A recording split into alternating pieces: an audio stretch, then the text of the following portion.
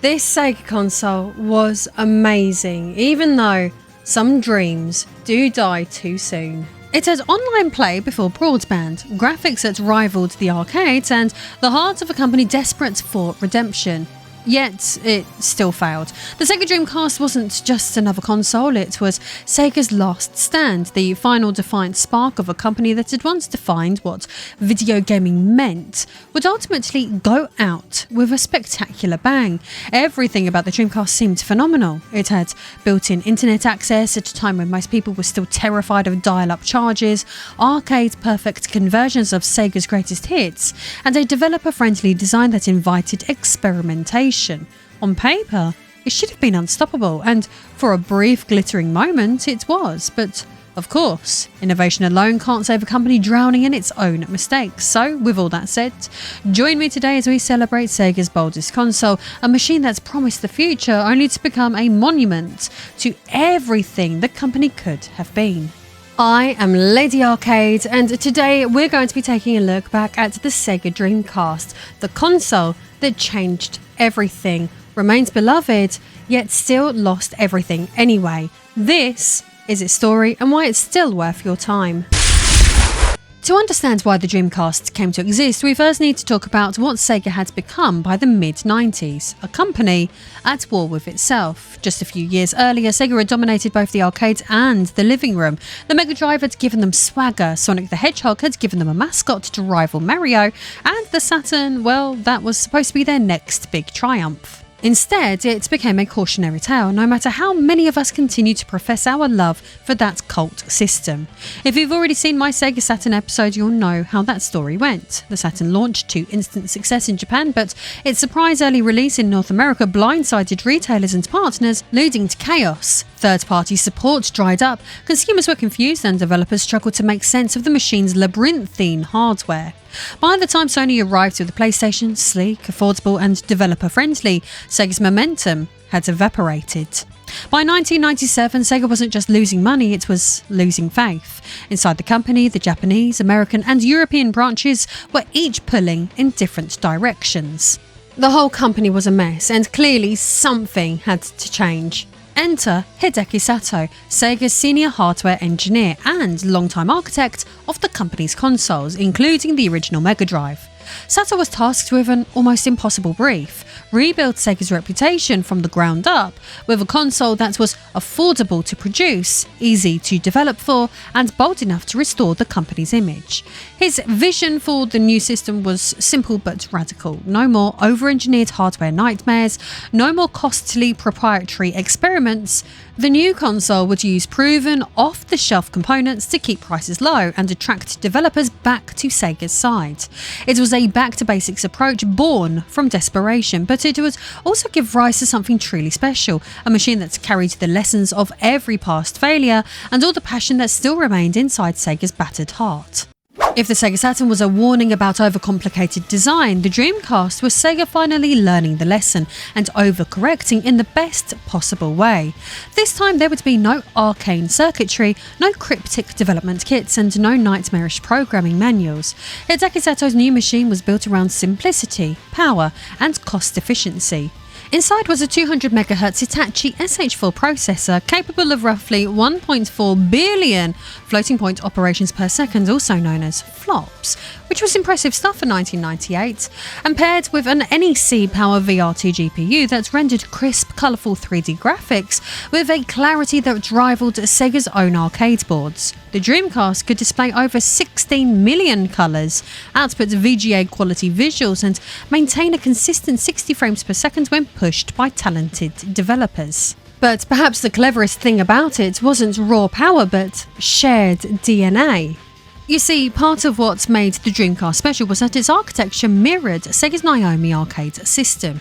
Using the same CPU and GPU but swapping the Dreamcast's GD-ROM drive for ROM boards, the hardware was close enough between the two that producing games that run on the two was almost seamless. As Eurogamer later noted in its forensic retrospective, Naomi and Dreamcast were two sides of the same coin, one for the arcade, one for the living room. For once, home ports of Virtua Fighter, Crazy Taxi or House of the Dead 2 weren't compromises, they were virtually identical to what you'd find in the arcades.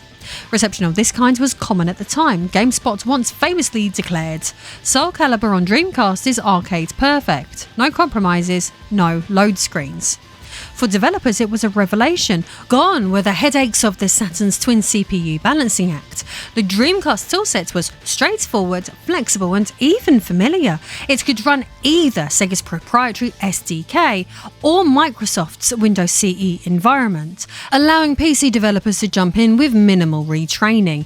As Yute Saito, creator of Seaman, later reflected in Game Developer, Dreamcast was the first console I could treat like a PC. And then there was the VMU, or the Visual Memory Unit, with a stroke of inspired madness that somehow worked. It was a memory card, yes, but also a tiny handheld device with its own LCD screen, buttons and processor. It could display in-game stats, store mini-games, and even act as a companion device for certain titles. You could literally raise Chow from Sonic Adventure on the bus, swap data with friends, or just enjoy its cheeky little animations as you played. It captured the Dreamcast spirit perfectly, playful, forward-thinking, and utterly unlike anything else. For once, Sega had built a console that developers actually loved. After years of frustration, the company had finally given creators the tools they needed, and they couldn't wait to see what it could do.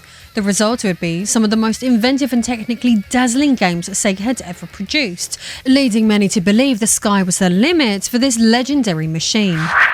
For a fleeting moment, it looked as though Sega had finally done it. After years of bruising failures and internal squabbles, the Dreamcast launch felt like a comeback story straight out of Hollywood. In Japan, it had already turned heads, but it was in North America on September the 9th, 1999, famously known as 9999 Day, where history was truly made. Sega sold over 500,000 units in the first month and reached the 1 million mark by November, faster than any console before it. Retailers couldn't keep up. Magazines hailed it as the dawn of a new era, and for a company that had been left for dead after the Saturn, the numbers felt miraculous. Sega's marketing department brimmed with confidence, rolling out one of the boldest campaigns of its time. It's thinking. Those two words said it all. Strange, mysterious, and just a little unsettling.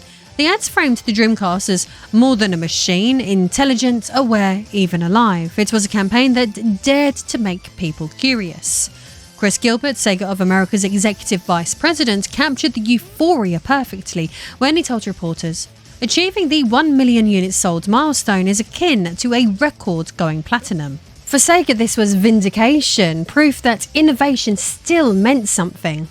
And it wasn't just hype, the games justified the excitement. Sonic Adventure delivered raw speed and spectacle unlike anything console players had ever seen. Soul Calibur stunned critics with visuals so sharp they looked pre-rendered. Crazy Taxi turned every living room into a miniature arcade, and its Offspring soundtrack and chaotic time limits bottling that unmistakable Sega energy, loud, bright and relentlessly fun. Every time that logo swirl spun to life and the modem emitted its familiar crackle, it felt like the future was literally in your hands, humming, glowing, and more or less full of promise. For one glorious year, Sega had the world's attention again, and this was an awesome time to be alive. However, while nobody knew it back then, this would be their final victory lap in the home hardware market. For all its early success, the Dreamcast's victory would prove heartbreakingly short-lived. Sega had finally built the right console, but at the wrong time. While achieving things on the surface, behind the scenes, the company was bleeding money. One of the problems was that each Dreamcast unit sold at launch represented a loss of around $100, a sacrifice Sega accepted in the hope of rebuilding its user base and recapturing the trust it had lost after the Saturn. But faith doesn't pay the bills, and soon the financial strain began to show. Then came the biggest blow of all. Electronic Arts refused to support the platform. Without EA's blockbuster franchises, Sega's shelf suddenly looked bare compared to what was waiting on the horizon. Desperate to maintain momentum, Peter Moore, then president of Sega of America, tried a radical approach.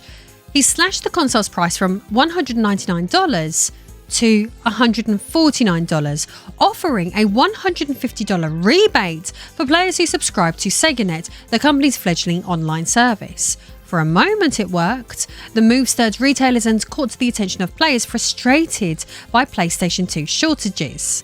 But unfortunately, this was not enough. As Moore told the Los Angeles Times in August 2000, to get to the next level we had to lower the price. We had to make a move that would keep Sega relevant in a changing market. Even that burst of momentum couldn't hold back what was coming next. Sony's promise of a supercomputer for the living room was intoxicating.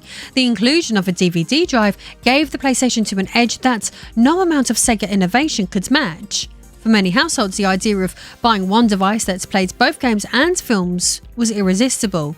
This would result in many consumers holding out for a console they hadn't even seen yet, and by the time it finally arrived, the Dreamcast's window had closed. Due to this, some people believe that the Dreamcast was never beaten by hardware, it was suffocated by perception.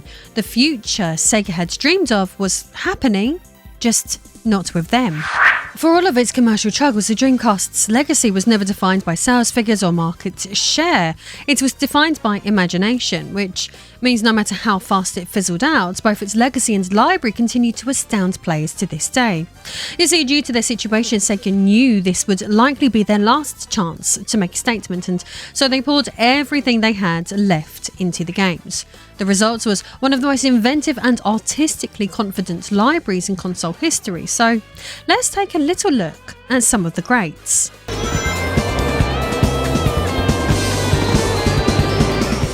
At the time, Sonic Adventure wasn't just a game, it was Sega's declaration that they were still the innovators of the industry. After years of struggling to match Nintendo's dominance and Sony's growing influence, the Dreamcast needed a defining statement, and Sonic was its answer. The sheer scale of the game was unlike anything seen on a home console before. From the cinematic opening where Sonic faces down the monstrous chaos to the dazzling cityscapes and tropical beaches that followed, every level was designed to scream next generation. Sega wanted players to feel like they were stepping into a living, breathing world, a feeling that older hardware could never hope to deliver. Beyond the spectacle, Sonic Adventure showcased the Dreamcast's technical muscle in ways few other launch titles could. The game's 3D engine allowed for massive draw distances, dynamic lighting, and detailed textures that made the world feel alive. Character models were fluid and expressive, environments were packed with moving parts, and the game's sense of momentum, whether you were racing down city streets or grinding along rails, made it a visceral experience. The inclusion of multiple playable characters, each with their own gameplay style, also reflected Sega's ambition to push boundaries. They wanted to demonstrate not just the console's power, but their own creative versatility as a developer willing to experiment. Culturally, Sonic Adventures became a moment of redemption for Sega's mascot, who would struggle to stay relevant during the 32-bit era. This was the Blue Hedgehog's triumphant return to greatness, his leap into 3D done right, at a time when many beloved franchises were still figuring out the transition. For longtime fans, it was validation that Sonic could still lead the charge into the future, just as he had in the Mega Drive days. And for newcomers, it was an electrifying introduction to Sega's distinct brand of energy and style. Sonic Adventure didn't just sell consoles, it restored faith in a company that had built its reputation on speed, confidence, and daring to be different. At its core, Shenmue was an audacious experiment, one that dared to treat video games as living worlds rather than mere levels to conquer. Yu Suzuki envisioned a fully realised simulation of everyday life, something that went far beyond the linear storytelling that dominated the late 90s. Players could walk into shops, chat with strangers, track the time of day, and even observe the changing weather. It was slow, methodical, and deeply immersive, a stark contrast to the bombast of most contemporary games. Every moment in Shenmue felt grounded in reality, yet elevated by a cinematic sense of mystery and melancholy. In many ways, Suzuki wasn't just making a game, he was building an entire ecosystem, a place that existed purely for players to inhabit. Technically, Shenmue pushed the Dreamcast to its absolute limits. The game's environments were sprawling and intricately detailed, its character animations remarkably lifelike for their time. The innovative free or full reactive eyes entertainment system allowed players to interact with the world in ways that felt natural rather than scripted, a huge leap forward for interactive storytelling, from dynamic lighting and ambient sound to realistic voice acting and day-night cycles. Every feature was engineered to make the player forget they were holding a controller. It was also one of the most expensive video games ever produced, with estimates exceeding $70 million when adjusted for inflation, a sign to both Sega's ambition and its willingness to risk everything to redefine what games could be. Culturally, Shenmue became a benchmark for immersion, influencing everything from Grand Theft Auto 3 to Yakuza and beyond. It laid the groundwork for the modern open-world genre long before such games became mainstream. Though its pacing and experimental structure divided critics and players alike, its legacy is undeniable. For those who played it in 1999, stepping into Ryo Hazuki's quiet, snow-dusted neighbourhood wasn't just an adventure, it was an awakening. Shenmue proved that games could be introspective, atmospheric and human, capturing not just the thrill of action but the poetry of existence itself.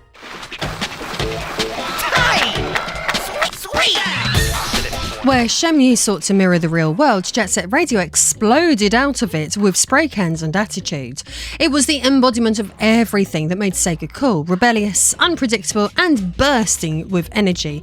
The game's cel-shaded art style wasn't just eye-catching, it was revolutionary, creating a look that felt like a living comic book.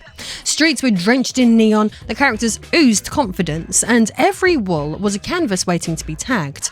With its graffiti-based gameplay, anti-authoritarian themes, and kinetic movement, Jet Set Radio felt like a declaration of independence from the increasingly homogenized world of gaming at the time. It didn't want to look real, it wanted to feel alive. The soundtrack tied it all together, blending J-pop, hip-hop, funk and electronic beats into one of the most unforgettable soundscapes ever heard on a console. Every mission pulsed with rhythm, every chase felt like part of a dance, and the entire experience exuded effortless style. Beneath the surface though, Jet Set Radio was also a commentary on youth culture and resistance, a love letter to creativity in the face of control. It encapsulated Sega's fearless spirit during the Dreamcast era, a willingness to take artistic risks simply because it was fun to do so. In an industry obsessed with realism and spectacle, Jet Set Radio was pure expression, a game that refused to fit in and, in doing so, became timeless.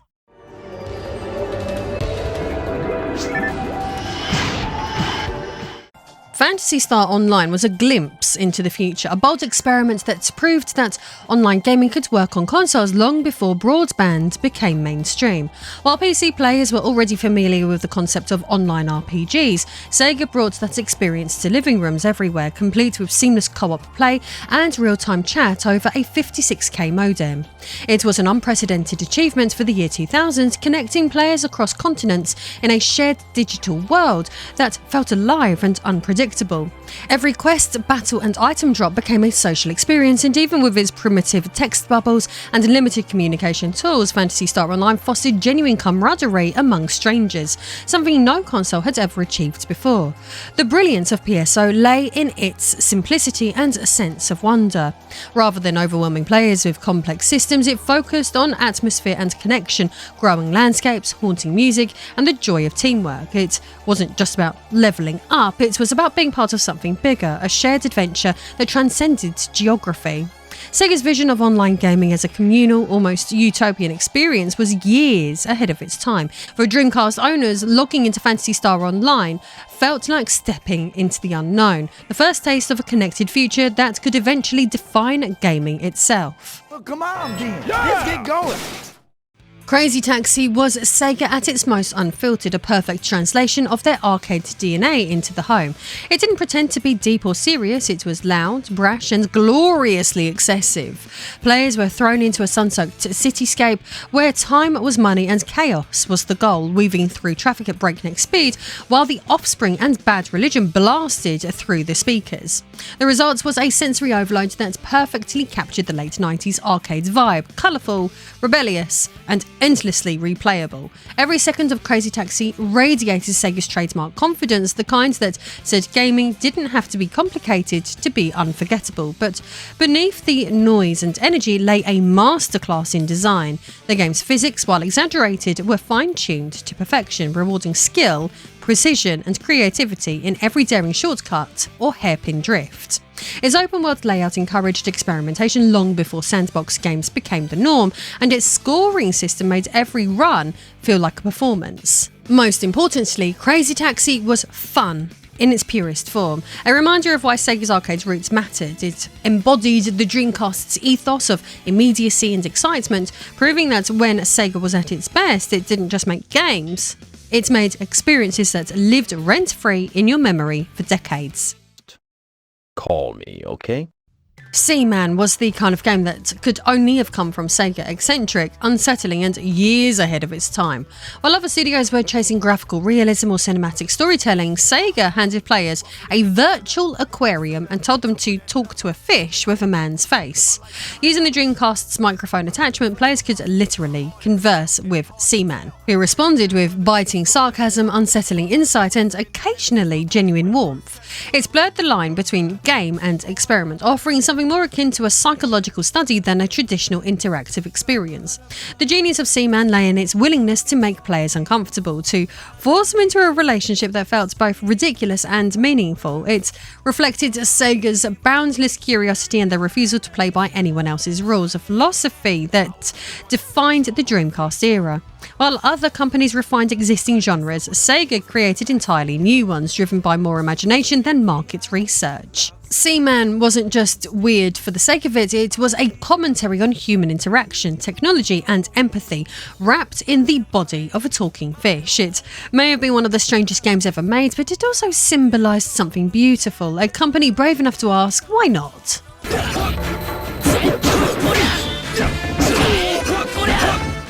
Soul Calibur wasn't just a fighting game, it was a revelation. From the moment the camera swooped across its immaculate arenas, it was clear that Sega's new console had reached a technical milestone. The game ran at a rock-solid 60 frames per second, rendering characters with a level of detail and fluidity never seen before on a home system. Every sword clash, spin and parry looked impossibly smooth, and the Dreamcast hardware handled it all without breaking a sweat.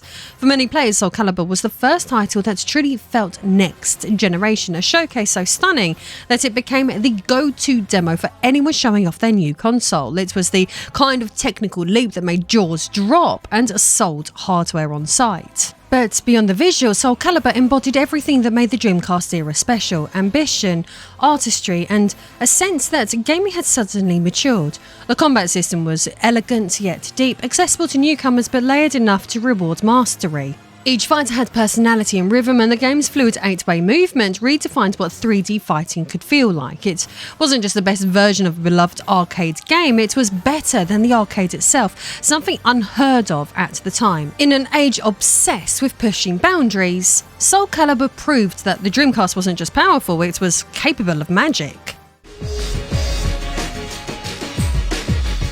Res was an experience that defied categorization, a fusion of music, light, and motion that turned gameplay into performance art. Directed by Tetsuya Mizuguchi, it reimagined the rail shooter as a sensory journey, one that connected sound, rhythm, and player input in perfect harmony. As you travelled through wireframe worlds, pulsing to hypnotic electronic music, every shot you fired added another layer to the soundtrack, transforming combat into composition.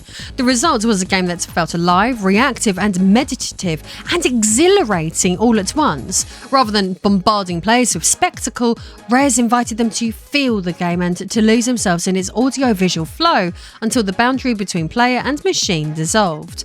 In many ways, Rez was the purest expression of what made Sega so special during the Dreamcast era: fearless experimentation and an almost spiritual commitment to creativity. It didn't care about market trends or mass appeal, it was a passion project made by people who wanted to see how far the medium could go. Its minimalist visuals, trance-like soundtrack and rhythmic gameplay influenced countless titles that followed, from Lumines to Thumper.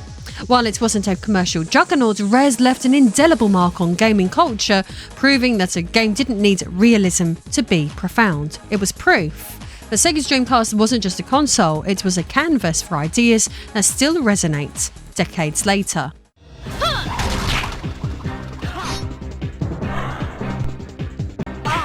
Skies of Arcadia embodied the sense of wonder that defined the Dreamcast's golden age. At a time when many RPGs leaned into darker, more brooding narratives, it soared in the opposite direction, literally and thematically. Players took to the skies as Vice, a young air pirate brimming with optimism on a quest that spanned floating continents, ancient ruins, and vast airship battles. Its world was bursting with colour, imagination, and heart, evoking the spirit of classic adventure serials, while harnessing the Dreamcast's power to render sweeping horizons and richly detailed skyships. Every new island felt like a discovery, every encounter a moment of excitement, and every triumph a reason to believe that the world could still be bright and hopeful.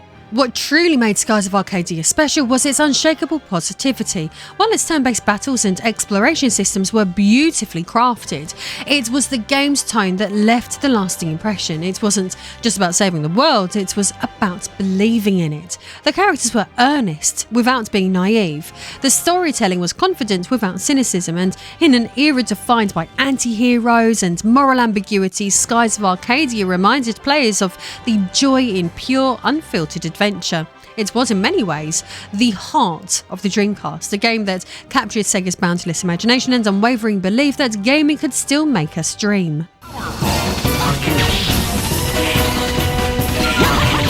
Power Stone 2 was the Dreamcast's answer to unrestrained fun, a wild, unpredictable brawler where anything and everything could happen. It took the foundations of its predecessors and dialed them up to absurd levels, creating an experience that felt more like a Saturday morning cartoon come to life than a traditional fighting game.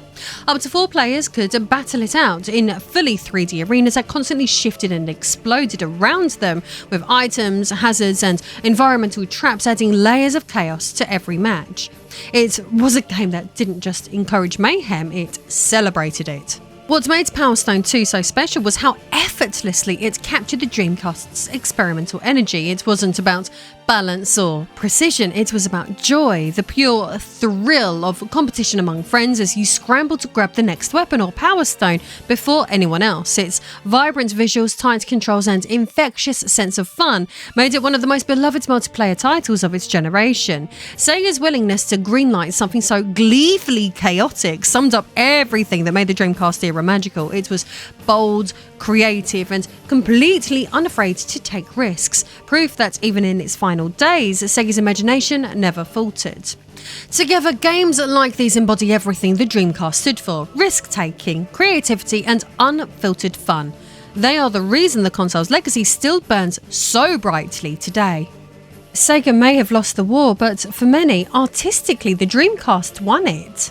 While the Dreamcast's launch was a global event, its fortunes varied wildly from one region to the next. In Japan, it found a loyal but limited following, a console beloved by Sega purists, arcade fans, and tech enthusiasts, but one that never quite managed to break into the mainstream. It sold steadily, supported by titles like Virtua Fighter 3TB and Seaman, but it couldn't compete with the anticipation already building for Sony's incoming PlayStation 2.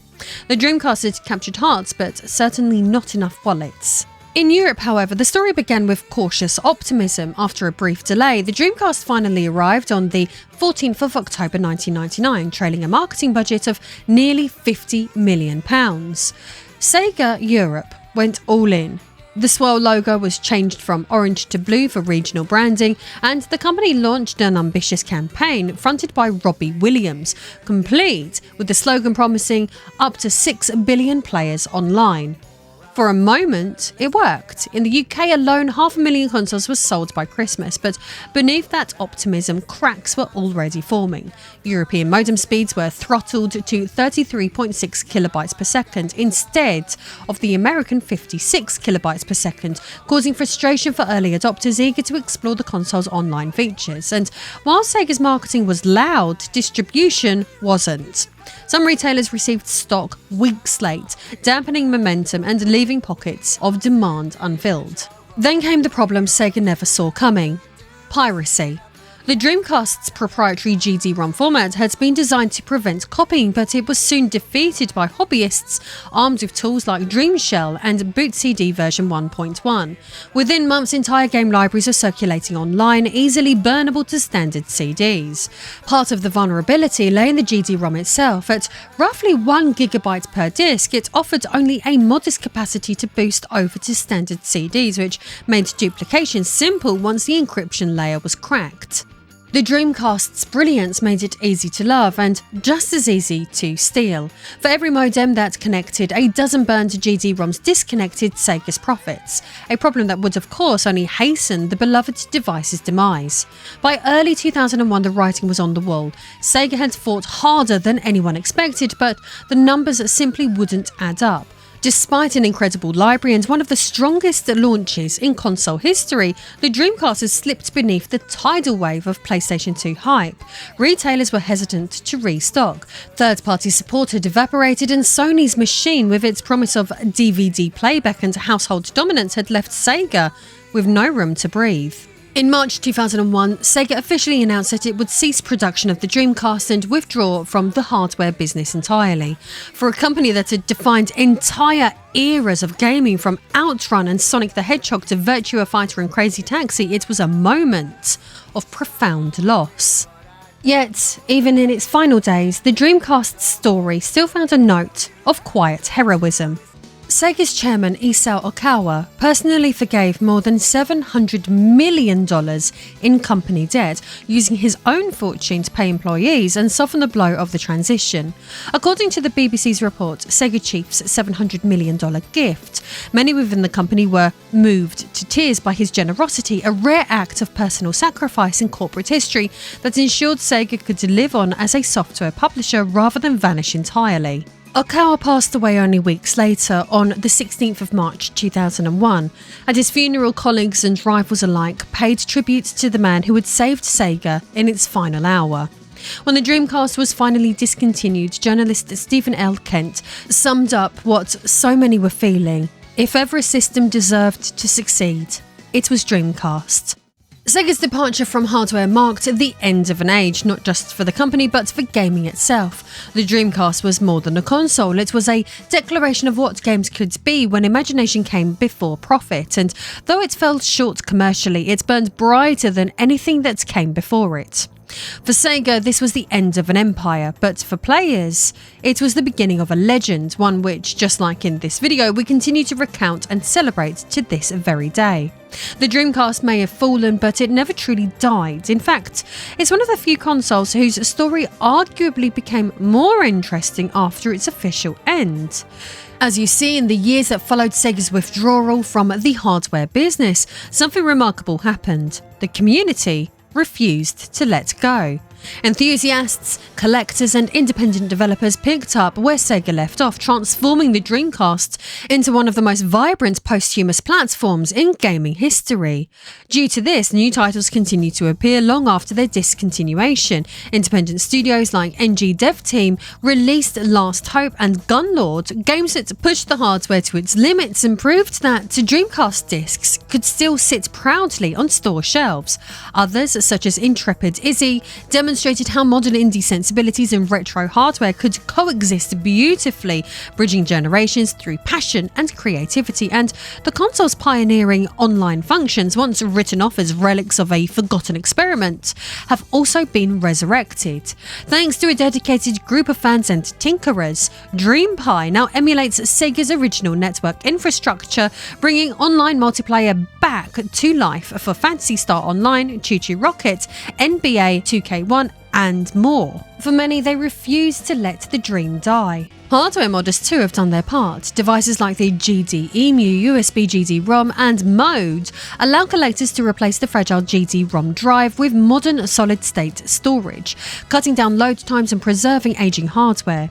These upgrades have made it easier than ever to keep the Dreamcast alive, not just as nostalgia but as a fully functional console for modern players. even emulation has reached astonishing heights. Projects like Red Dream and Flycast now recreate the Dreamcast experience with near-perfect accuracy, offering HD resolution, widescreen support, and online functionality that often surpasses the original hardware. As the developer of Flycast explained in interviews, emulating the Dreamcast's GPU was a monumental task, but passion, not profit, kept the project alive. And of course, the community itself remains the beating heart of it all. Dreamcast Talk has become the central hub for enthusiasts worldwide, hosting fan translations, mod projects, and technical guides that keep the console thriving. More than 2 decades on, the Dreamcast stands as proof that true innovation never fades. It just finds new hands to carry the torch. Sega may have left the stage, but the spirit of the Dreamcast endures, humming quietly in hobby rooms, on revived online servers, and in the hearts of players who still believe in what it represented. The dream lives on, and it always will. Looking back now, the Dreamcast feels like a miracle that never should have existed. It arrived at a time when Sega was bruised, broken, and running out of chances, yet somehow from that chaos they produced a console bursting with creativity and hope. The Dreamcast embodied everything good about Sega: the risk-taking, the craftsmanship, the pure love of play. It offered online gaming before the world was ready for it, open development before that was fashionable, and ideas so far ahead of their time that they're now taken for granted. The Dreamcast was both Sega's rebirth and its requiem, a console that shone too brightly to last, and even now that swirl still feels like a symbol of what could have been, a glimpse of a gaming industry driven by imagination rather than fear. So if you still believe gaming can be bold, plug in a Dreamcast tonight. Listen to that familiar chime, watch that swirl come to life, and remember what it felt like to hold the future in your hands. This is a brand new channel, so if you want more content like this, please hit that subscribe button, engage down below, share this video with your friends, as every action will help further celebrate the legend of the Sega Dreamcast. And if you want more content like this, why not click my Sega Saturn video here.